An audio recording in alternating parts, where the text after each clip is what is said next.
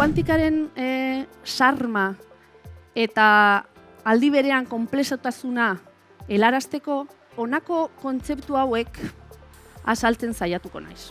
Baina egia da, mekanika kuantikaren hizkuntza matematika dela. Hitzak metaforak besterik ez dira. Ahozko hizkuntza ez da mekanika kuantikoaren edo fisika kuantikoaren hizkuntza naturala. Hala ere, saiatu egingo naiz. Orduan, has gaitezen. Lehenengo eta behin oso garrantzitsua, energia, mundu kuantikoan energia kuantizatua dago. Hau da, energiak ezin du balio jarrai bat hartu, bai? Eta eskailera batean bezala, karrik balio finko batzuk har ditzazke, bai? Eta hain zuzen ere, maila batetik bestera pasatzeko behar duen energia edo gutxieneko energia da kuantua. Eta hortik dator, fisika kuantikoa izena. Kontzeptu hau oso simple ematen baldin bade oso sakona da, eta konotazio oso importanteak ditu. Eta hain zuzen ere, Bohr, kuantizazio honetan oinarritu zen ezagutzen dugun eredu atomikoa proposatzeko. Hau da, atomo baten elektroiak energia maila jakin batzutak bakarrik egon daitezke, eskilera horren eskaloiaetan bezala, eta gainera, elektroiak maila batetik bestera pasatzen direnean, energia askatu edo zurgate dezakete, bai? Energia pakete bat zurgatu edo askatu egiten dute, argi forma duen kuantu bat. Eta hori da, hain zuzen ere, fotoia bezala ezagutzen dena. Gainera, elektroiak salto egiten dutenean igortzen den argi hau, bai, ezberdina da taula periodikoko atomo bakoitzarentzat. Eta beraz, halako espektroak atomoak bata bestean gandik bereizteko erabili daitezke hatz-marka bat balitz bezala. Baina orduan, argia fotoiez osatuta baldin badago, kuantizatuta baldin badago, argia partikula bat da. Thomas Youngen zirrikitu bikoitzaren esperimentuak ordea kontrakoa frogatu zuen. Argia uhin bat dela. Ikus dezagun zertan datzan esperimentua. Argia igortzen badugu eta bi zirrikitu estu hauetatik pasatzen denean, pantailan ikusiko dugu agertzen dela halako lerro multzo bat, ez? Eta hori agertzen da bi uhinen arteko interferentziaren ondorioz. Baina argia partikula bat izango balitz, hemen ikusten dugun bezala, ez litzateke lerro multzo bat aterako. Bi lerro bakarrik agertuko lirateke, bat zirrikitu bakoitzaren atzean. Hau da, uhina baldin bada lerro multzo bat, hau da, interferentzia espektro bezala ezagutzen dena, eta partikula baldin bada, bi lerro bakarrik agertuko lirateke, bat zirrikitu bakoitzaren atzean. Eta esperimentu hau argiarekin egiten denean, ikusten dena da interferentzia espektroa. Honek esan nahi du, argia uhina ere badela. Esperimentu hau egin daiteke baita ere molekula, atomo, elektroiekin, eta adibidez, atomoekin egiten baldin badugu, hau da ikusten dena. Ez? Pizkanaka, interferentzia espektro bat agertuko da. Baina nola da posible? Honek esan nahi du, partikulak, atomoak kasu honetan ere, uhin bezala konportatzen direla. Hau da, objektu kuantikoek uhin edo partikula bezala jokatzen dute behatzen ditugun moduaren arabera. Eta oraindik gehiago, nahi baldin badugu jakin nondik pasatzen den partikula, behatzaile bat jartzen baldin badugu, zer gertatzen da? Partikula zirrikitura heltzen danean, orain ez da uhin bezala konportatzen, orain bai, espero dugun portaera dauka, partikula bat bezala konportatzen da, eta ez dugu interferentzia espektroa ikusten, baizik eta bi lerro. Hau da, partikula behatzen ez dugunean, edo espiatzen gaudenean, modu ezberdinean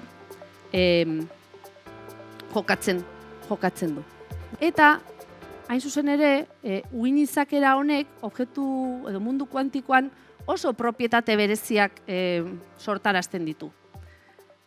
Horietariko bat da tunel efektua, bai? Adibidez, hemen ikusten dugu, halako partikula objektu kuantikoak botatzen baldin baditugu olako horma baten kontra, bai? Mundu klasikoan ezinezkoa izango litzateke halako horma zeharkatzea. Baina mundu kuantikoan posiblea da partikula horiek, ezi mugagabe horiek zeharkatzea. Nola baita esan da, imaginatu daukagula halako txirrindulari bat, bai? Eta mendi bat zeharkatu nahi du. Egin dezaken gauza bakarra da, mendia igo eta bajatu. Baina mundu kuantikoan, bizikleta eta txirrindulari kuantikoak balira, posiblea izango litzateke halako tunel kuantiko baten bidez, mendi hau zeharkatzea. Uhin izakerak badauka beste ondorio oso garrantzitsu bat, eta hau da Heisenbergen ziurgabetasuna. Hemen esaten daren bezala, atomoan den elektroiak ezin ditugu espazioko puntu zehatz batean kokatu. Beti dago ziurgabetasun bat beraien posizio zehatzari buruz. Hola ba, elektroiak nukleoaren inguruan hodei elektroniko batzuk sortzen dituzte, hauek probabilitate hodei batzuk, eta probabilitate hodei hauek forma jakin batzuk bakarrik har ditzakete. Forma jakineko probabilitate hodei hauek dira elektroien orbitalak. Beste propietate oso berezi batzuk, adibidez egoeren gainazarmena, demagun txanpon bat botatzen dugula airera, txanpon hau lurrera jausten danean, egoera bakarra izan dezake. Arpegia, ala gurutzea. Hori mundu klasikoan. Baina mundu kuantikoan nolabait pentsa dezakegu posiblea dela txanpon hori bi egoeratan aldi berean egotea. Hau da, gurutzea eta arpegia gain jarrita. Bai? Eta hau da, hain zuzen ere, egoeren gainazarmena bezala ezagutzen dena. Eta Schrödingerren katuaren paradojak, hain zuzen ere, propietate hau azaltzeko modu bat da, ez? Esperimentu mental honetan, esaten dena da, kaja barruan dagoen katua, hilda, kaja itxita dagoen bitartean, katu hori hilda ala bizirik egon daiteke aldi berean. Baina kajez zabaltzen dugunean, katua bakarrik egon daiteke hilda ala bizirik. Hau da, egoera kolapsatu egiten da, eta katua bakarrik aurkitu daiteke egoera bietariko baten. Bai? Eta propietate honek oso ondorio garrantzitsuak ditu, besteak beste, objektu kuantikoak ezin direla, posiblea dela leku ezberdinetan egotea edo eta abiadura ezberdinetan mugitzea.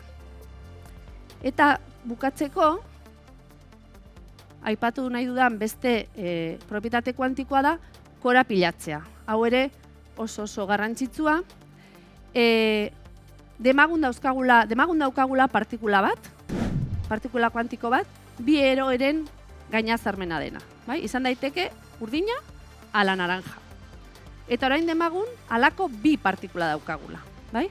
Bi partikula hauek jatorrian konektatuta zeuden, jatorri berdina zeukaten. Korapilatze kuantikoak esaten duena da, hasieran konektatuta dauden bi partikula kuantiko hauek, bi objektu kuantiko hauek, betirako konektatuta, betirako korapilatuta egongo direla. Horrela, bati zerbait egiten badiozu, besteak sentitu egiten du. Eta are gehiago, bi partikula hauek elkarrengandik urruntzen baldin baditugu, 100 metrora edo argi urtetara, oraindik ere konektatuta, oraindik ere korapilatuta jarraituko dute. Hau da, kuantikaren fenomenorik harrigarri eta kontraintuitiboenetariko bat, baina hala ere, implikazio teknologiko ere oso garrantzitsuak dauzka. Ikusi duzue, kuantikan, benetan, kuantikaren mundua, benetan harrigarria eta arrarua dela.